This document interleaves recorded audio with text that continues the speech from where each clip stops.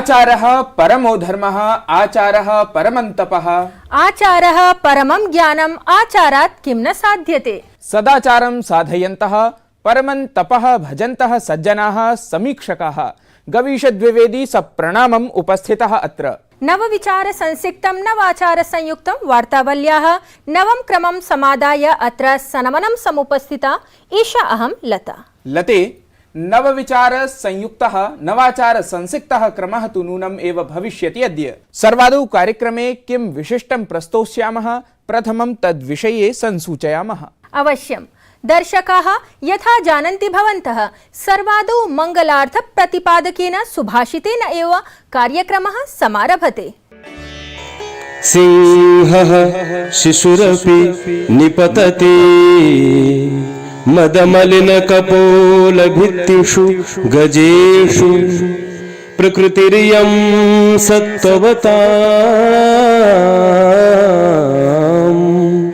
न खलु वयस्तेजसां हेतुः, न खलु वयस्तेजसां हेतुः।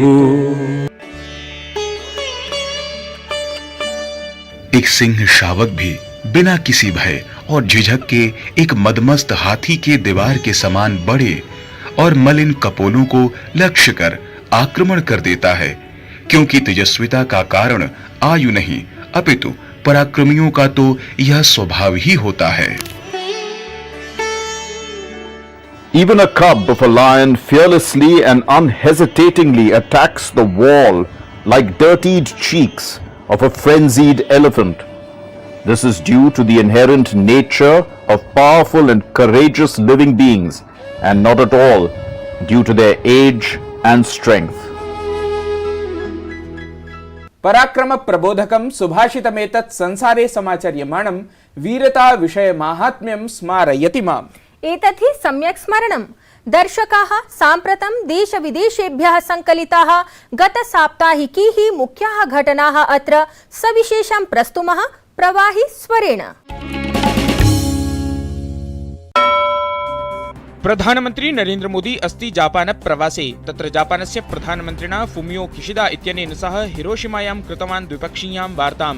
हिरोशिमायां च प्रधानमन्त्री महात्मा गान्धी वर्यस्य प्रतिमायाः अनावरणमपि कृतवान्। हिरोशिमा नगरे G7 इत्यस्य सम्मेलनस्य प्रथमे दिने रूस यूक्रेन युद्धं, जलवायु संकटम् अथ च महामारी इत्येतेषु समाह्वानेषु अभवत् चर्चा। चर्चायां तथ्यमेतत् प्रकाशितं जातं यत् यूक्रेन विरुद्धं रूसदेशद्वारा क्रियमाणं युद्धमस्ति अवैधम्, अनुचितम्, अकारणं च। प्रधानमन्त्री नरेंद्र मोदी नवदिल्ल्याः प्रगति मैदानस्थले अन्ताराष्ट्रिय संग्रहालय दिवसावसरे अन्ताराष्ट्रिय संग्रहालय प्रदर्शन्याः उद्घाटनं कृतवान्। उत्तरखण्डे, दक्षिणखण्डे च आगामि राष्ट्रिय संग्रहालयस्य आभासीय यात्रायाः अपि समारम्भं सः कृतवान्। उपराष्ट्रपतिः जगदीप धनखडः चण्डीगढ़ स्थितस्य पंजाब विश्वविद्यालयस्य 70तमे दीक्षान्त समारोहे मुख्यातिथिरूपेण सम्मिलितः अभवत्। विश्वविद्यालयस्य कुलाधिपतिः एषः समिति सदस्यैः सह विविधोपवेशनानि कृतवान्। केन्द्रीय गृह सहकारिता मंत्री अमित शाहः सोमवासरे नवदिल्ल्यां विधायि प्रारूपणमाश्रित्य एकस्य प्रशिक्षण कार्यक्रमस्य उद्घाटनं कृतवान्। एतस्य कार्यक्रमस्य आयोजनं संवैधानिक संसदीयाध्ययन संस्थानद्वारा लोकतन्त्राय संसदीयानुसन्धान प्रशिक्षण संस्थानस्य सहयोग पुरस्सरमासीत्। कर्णाटक राज्यस्य वरिष्ठः नेता सिद्धारमैयाः स्वजीवने द्वितीयवारं मुख्यमन्त्रिपदासीनः अभवत्। डीके शिवकुमारः अपि उपमुख्यमन्त्रिपदस्य शपथवचनं स्वीकृतवान्। हरिद्वार स्थिते केन्द्रीय संस्कृत विश्वविद्यालयस्य आदर्श योजनान्तर्गतं सञ्चालिते श्री भगवानदास संस्कृत महाविद्यालये राष्ट्रिय संगोष्ठ्याः आयोजनं शनिवासरे अभवत्। गोष्ठ्यां नूतन राष्ट्रिय शिक्षा नीतौ भारतीय संस्कृतेः, भारतीय भाषाणां च विकासाय चर्चा अभवत्। विश्वस्य प्रथमक्रमाङ्कस्य क्रीडकः राफेल नडाल इत्येषः आघातकारणात् फ्रेंच ओपन इत्येतस्याः टेनिस क्रीडा प्रतियोगितायाः स्वनिवर्तन संबन्धिनीम् उद्घोषणां कृतवान्। सः फ्रेंच ओपन टेनिस क्रीडा प्रतियोगितायां सर्वदैव अतीव उत्कृष्ट प्रदर्शनार्थं स्मर्यते।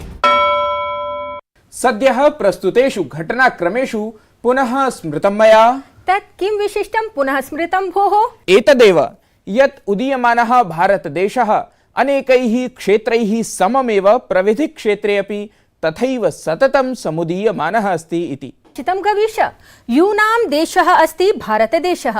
ऊर्जा संभृताः भारतस्य युवानः प्रविधिकार्येषु अपि कीर्तिस्तम्भं रचयन्तः सन्ति। दर्शकाः प्रविधि क्षेत्र विशेषे किं किं नवं समाचर्यते इति सविस्तरं ज्ञातुं सरामः अग्रिमे प्रतिवेदन प्रस्तुतिक्रमे।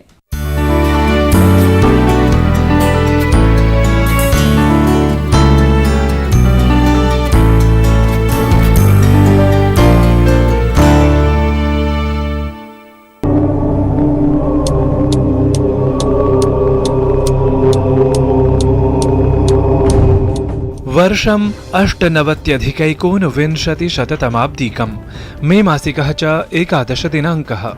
तदा हि सफलं पोखरण परमाणु परीक्षणं परमाणु ऊर्जायाः शान्तिविकासपरं प्रयोगम् आश्रित्य भारतस्य तात्कालिकं शक्त्यभियानं विश्वस्मिन् विश्वे समानीय सर्वान् विस्मितप्रायान् कृतवत्। यतः ततः एव आरब्धा भारतेन प्रविधि क्षेत्रे स्वगौरवप्रवर्धिनी विकासयात्रा। पोखरण परमाणु परीक्षण के जरिए भारत ने न केवल अपने वैज्ञानिक सामर्थ्य को साबित किया, बल्कि भारत के वैश्विक कद को एक नई ऊंचाई भी दी थी। भारत गौरववर्धकस्य शक्त्यभियानस्य साम्प्रतमेव जातानि 25 वर्षाणि। अथ ततः प्रभृति एव यथाशक्ति यथाक्रमं हि भारतेन विज्ञानप्रविधि क्षेत्रयोः आत्मसंवर्धकं स्वदेशे विकसितम् आविष्कारादिकं विश्वसमक्षं प्रस्तोतुं समारब्धम्। परं गतदशाब्दीतः विज्ञानेन प्रविधिभिः स्वदेशस्तरीयैः नवाचारैः च नूनं तत्र अभिनवा क्रांतिः एव आनीता अस्ति। सन 2014 से पहले पूरे देश में कुल मिलाकर के बायोटेक स्टार्टअप्स की संख्या मात्र और मात्र 50-55 थी, आज बढ़कर के 6000 हो गई। सन 2014 से पहले किसी ने सुना ना था अरोमा मिशन का अर्थ क्या है, पर्पल रेवोल्यूशन का अर्थ क्या है। आज लेवेंडर कल्टीवेशन के साथ जुड़े हुए किसानी के माध्यम से एग्रीटेक स्टार्टअप्स का एक नया वर्ग उभर करके आया है। एतस्मिन्नेव क्रमे देशस्य नवसन्ततिक्रमान् उन्नतप्रविधेः प्रयोगार्थम् आविष्कारार्थं च प्रेरयितुं किं वा 25 राष्ट्रियप्रविधिदिवसमालक्ष्य विशेषप्रदर्शनी अपि अचिरात् अनुष्ठिता। एतं राष्ट्रियप्रविधिदिवसविशेषमालक्ष्य रक्षादिक्षेत्रमाहात्म्यम् अतिरिच्य चिकित्सा सेवा स्वास्थ्यादिक्षेत्रेषु उन्नतोन्नतप्रविधीनां प्रयोगार्थं प्रशासनस्य प्रतिबद्धता तु प्रधानमन्त्रिणा अपि प्राबल्येन प्रदर्शिता। महर्षि पतंजलि का एक सूत्र है, परमाणु परम महत्व अंतः अस्य वशीकारः। यानी जब हम किसी लक्ष्य के लिए पूरी तरह समर्पित हो जाते हैं तो परमाणु से लेकर ब्रह्मांड तक सब कुछ वश में आ जाता है। अतएव 800,500,000,000,000 एतदर्थं सन्ति उद्घुष्टानि, येन यथायथं वैज्ञानिकप्राविधिकक्षेत्रयोः उत्तरोत्तरं विकसत् भारतं सर्वथा हि आत्मनिर्भरं जायेत। एतदर्थम् अधुना rare earth permanent magnet plant इत्येतत् समेत्य LIGO India, Homi Bhabha cancer hospital and research centre, Tata memorial hospital इत्येतेषाम् अवस्थितिः। फिशन मोलिब्डेनम 99 इत्यस्य उत्पादन सौविध्यं, नेशनल हैड्रॉन बीम थेरेपी इत्येतस्य सौविध्यं समग्रतः चिकित्सा क्षेत्रे अपि सर्वथा उत्कृष्टानाम् अत्याधुनिकानां च प्रविधीनां प्रयोगाः भारतं प्रविधिदृशा चिकित्सा स्वास्थ्य क्षेत्रेपि इतोपि प्रोन्नतं कुर्युः। स्वदेशस्तरीय विज्ञान प्रविधि प्रौद्योगिकी द्वारा भारतस्य वर्तमान वंशक्रमः नवा। नमस्कार, स्वागत है आपका। मैं हूं निखिल सिंह और आपको लिए चलेंगे एक बार फिर से G7 जो समिट चल रही है जापान में, हिरोशिमा में, वहां पर। और इस समिट से इतर प्रधानमंत्री नरेंद्र मोदी और ब्राज़ील के राष्ट्रपति लूला दा सिल्वा के बीच में द्विपक्षीय वार्ता हो रही है। ये तस्वीरें आप हिरोशिमा से हैं जो आप इनको देख रहे हैं। और प्रधानमंत्री नरेंद्र मोदी और ब्राज़ील के राष्ट्रपति लूला दा सिल्वा के बीच में द्विपक्षीय वार्ता हुई है। बेहद महत्वपूर्ण है ये वार्ता दोनों देशों के बीच में। दो उभरती हुई अर्थव्यवस्थाएं दुनिया की, और ब्राज़ील और भारत दोनों विकासशील देशों के अग्रणी के तौर पर देखे जाते हैं दुनिया भर में।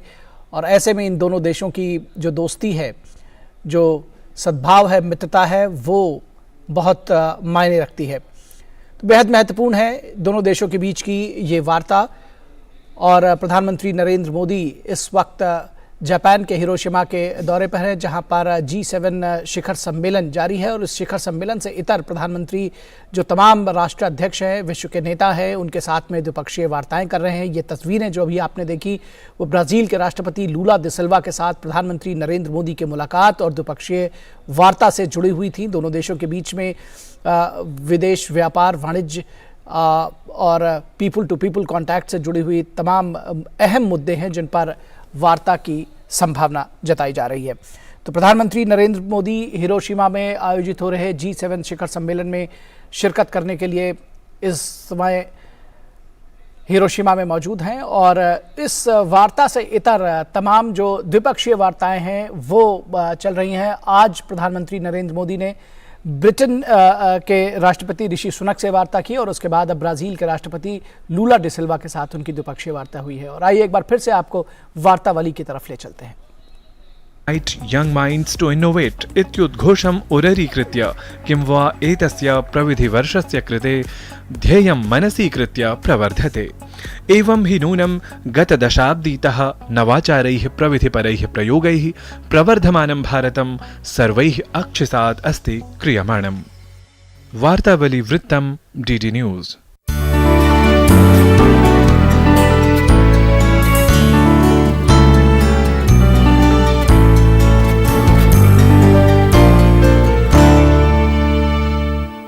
गवीश भारतीयानाम् एतादृशी प्रज्ञा संरचनात्मिकी च कार्यशैली भारतं भारतीयजनसङ्कुलं च इतोपि गौरवान्वितं कुरुतः। सर्वथा सत्यमुक्तम्। तेषु एव प्रज्ञावत्सु महनीय भारतीयेषु अन्यतमः कश्चन विज्ञानपटुः संस्कृतज्ञः च अद्य अस्माकं सहयोगिन्या दीप्ति शर्मणा सह संवादार्थम् अध्यन्तर्जालं समुपस्थितः अस्ति। आम्, विज्ञान संस्कृत क्षेत्रयोः कथंकारं कृतेन योगदानेन अतिथि महोदयः भारतं संस्कृत जगच्च गौरवान्वितं करोति इति ज्ञातुम् अग्रेसरामः। त्रिज्या प्रभाग विशेषं च प्रस्तुमः।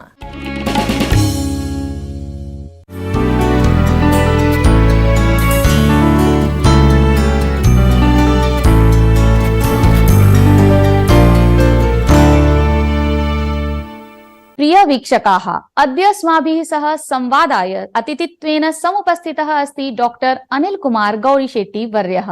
भवान् रुड़की स्थिते भारतीय प्रौद्योगिकी संस्थाने विज्ञान संस्कृत क्षेत्रयोः अद्भुतं कार्यं साधयन् अस्ति। संस्कृत भाषा वैज्ञानिकी भाषा इति मन्तव्यं सर्वथा सार्थकं कुर्वते भवते वार्तावली पक्षतः नमः। महोदय, भवान् भारतीय प्रौद्योगिकी संस्थाने भौतिक विज्ञान क्षेत्रे कार्यरतः अस्ति।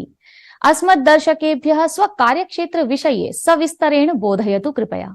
अहं नाभिकीय खगोल भौतिक शास्त्रे अपि कार्यं करोमि, यस्मिन् वयं ब्रह्माण्डे तत्त्वानां प्रचुरता, ताराभ्यः ऊर्जा निर्माणं, ब्रह्माण्डे विभिन्न तत्त्वानां संश्लेषणं च अवगन्तु प्रासंगिकानां परमाणु विक्रियाणाम् अध्ययनं कुर्मः। उच्चशक्तियुक्तानां रेडियोधार्मि स्तोत्राणाम् उपयोगेन अहं विभिन्न प्रकारस्य पदार्थेषु विकिरण प्रेरित प्रभावेषु अपि कार्यं करोमि। अहं टाटा मूलभूत अनुसंधान संस्थानं, भाभा अनुसंधान संस्थानम् इत्येतयोः सहकार्यं करोमि। विगतः 15 वर्षेभ्यः अहं IIT रुर्की इत्यस्य छात्राणां कर्मचारिणां च सहायेन संस्कृत भाषायाः भारतीय ज्ञान परंपरा इत्यस्य च प्रचारार्थं कार्यं करोमि। महोदय, न्यूरल मशीन ट्रांसलेशन अनेन विधिना भवान् संभाषण संस्कृतानुवाद प्रणाल्याः निर्माणं कुर्वन् अस्ति। का एषा परियोजना इति वयं ज्ञातुम् उत्सुकाः। So perhaps the primary translation may have to be fruit, and then based on context, fruit of action may have to be used. And one of the prerequisites to develop an effective translation system is availability of very large number of translated sentences for training the models.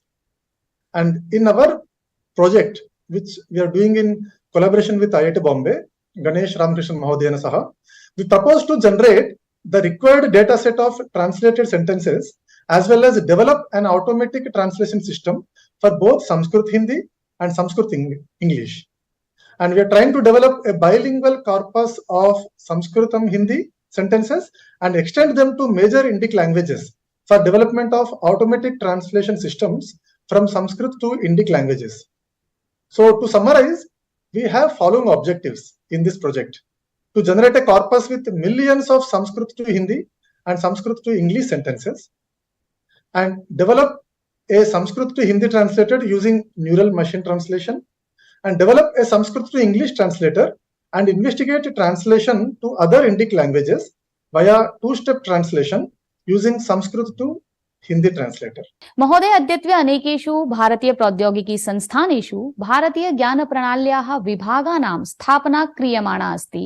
किम् एतस्याः उद्देश्यम् अथवा के परिणामाः अपेक्ष्यमाणाः? एतत् सत्यम्। It is true that in the last few years many IITs have started working in Indian knowledge system activities. However, it was Indian Institute of Technology Bombay which first started Cell for Science and Technology in Sanskrit way back in 2003, Vimshati Varshani Purve. It has been doing research and teaching courses in the fields of Indian mathematics, Indian astronomy, Sanskrit language, Paninian grammar and philosophy of Sanskrit language. Later, due to sincere efforts by the Indian Knowledge System Division of Ministry of Education and then New Education Policy 2020, several IITs realized the importance of having IKS activities in an organized manner. And the main objectives of IKS activities are twofold. Number one, designing the courses related to the IKS, and two, to carry out interdisciplinary research and train scholars in IKS areas such as Indian mathematics, linguistics, philosophy, astronomy, health, and architecture from an Indic perspective. And one of the expectations out of all these IKS activities is to identify traditional scholars in IKS areas, but do not have formal educational backgrounds, and having them as visiting faculty and professors of practice in respective IIT campuses will surely help in the integration of traditional knowledge within the academic curriculum. But there are two major challenges involved in promotion of Sanskritam and the Sanskrit-based knowledge systems like Ayurveda. One, delinking the Sanskrit language from sacredness. Second, clinical studies in the field of Ayurveda and traditional medicine. So one of the expectations is from time to time, the outcomes of these studies should translate into recommendations that are to be submitted to the policymakers in the fields of science, technology, and economics. And for your information, several IIT faculty members, they took the initiative in bringing out the knowledge available in different IKS areas to teaching and research level. For example, Arnab Mahodaya and Anurag Mahodaya from IIT Kanpur, Numesh Bolia Mahodaya from IIT Delhi, Ramanathan Mahodaya from IIT BHU, Ganesh Ramakrishnan Mahodaya from IIT Bombay, Venkateshwara Pai Mahodaya from IISER Pune, Aditya Kolachana from IIT Madras, Venkatakrishnan Mahodaya from IIT Mandi, Michelle Denino Mahodaya and Manasha Mahodaye from IIT Gandhinagar, Anuradha Chaudhary Mahodaye from IIT Kharagpur, Ganti Murthy Mahodaya from IIT Indore, several others. They are continuously working to find out solutions to some of the problems plaguing the country in our nation from Indic perspective. So overall, with these IKS activities, we are expecting to create a positive attitude and confidence in the students' minds when it comes to the scientific knowledge evolved in our nation. महोदय, साम्प्रतिके विज्ञान प्रविध्याधारिते युगे भारतीय ज्ञान राशीनां का उपादेयता अथवा का प्रासंगिकता? It is important for academicians, researchers, social scientists, policymakers to explore whether few ideas or solutions are available in Indian knowledge systems. For example, when in IIT systems, when we build boundaries for the campuses, many times we realized that we also build boundary in our minds when we interact with society just outside the IIT campus. जो IIT campus के अंदर वातावरण दिखता है और जो IIT campus का outside जो दिखता है, बहुत अंतर है। ये अंतर हमारी शिक्षा व्यवस्था में पहले कभी था क्या, और ये अभी समाज के लिए ये अच्छा है क्या? For example, till a few centuries ago, the education in Bharat used to play a major role in integrating the different parts of society, as students used to take bhiksha from residences just outside their university campuses. Now, we may not replicate them, but certainly we need to seriously consider the spirit and idea behind the establishment of such an education system, which has lasted for several centuries in our civilization. And Indian knowledge systems surely has the potential to improvise the education system and health-related technologies. For example, the kind of surgical instruments used by Sushruta and his successors, which are clearly mentioned in Sushruta Samhita, used in surgery practices, which is very nicely documented in a research paper published in the Nature Journal, which is a world-class journal. Though we may have lost many of approach adopted while making those instruments, it can certainly inspire the present and future generations for making better technologies. What is required is the mindset to appreciate the contributions made of our rishis and munis to make this world better through our knowledge systems. शोभनम्। महोदय, संस्कृतम् आधृत्य गणित विषयम् अधीयमानेभ्यः युवजनेभ्यः भवतः कः सन्देशः? मखी भकी फकी धकी नखी नखी नखी हज्जा शकी स्गा झकी खिग्वा ढलकी खिग्रा हक्या धकी किचा स्गा जा न्वा क्ला ता फा च कला अर्ध ज्याः। अत्र एकः विचित्रः शब्दः अस्ति। ये भारतीय नृत्यस्य सह लालाक्षराणि न सन्ति। These are not words which denotes our any Indian dance. अपितु गणितस्य खगोलशास्त्रस्य च प्रसिद्धस्य संस्कृतग्रन्थस्य एकः खण्डः अस्ति. So all these things really should inspire our younger generation working in Sanskritam and mathematics.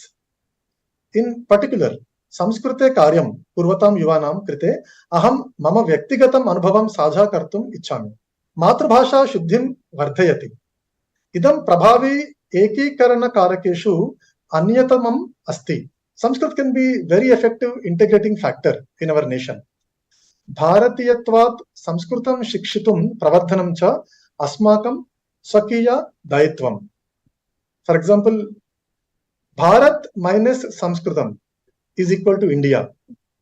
यदि हम भारत को भारत जैसे बनाना चाहते हैं, अत्यंत आवश्यक है संस्कृत ज्ञान भारतीय ज्ञान परंपरा में जो भी निक्षिप्त ज्ञान है उसको समझना है और एकेडमिक डोमेन में लाना अत्यंत आवश्यक है। धन्यवादः महोदय। वार्तावली पक्षतः अहं भवद्भ्यः धन्यवाचांसि समर्पयामि। धन्यवादाः। महान् सन्तोषः। पुनः धन्यवादः।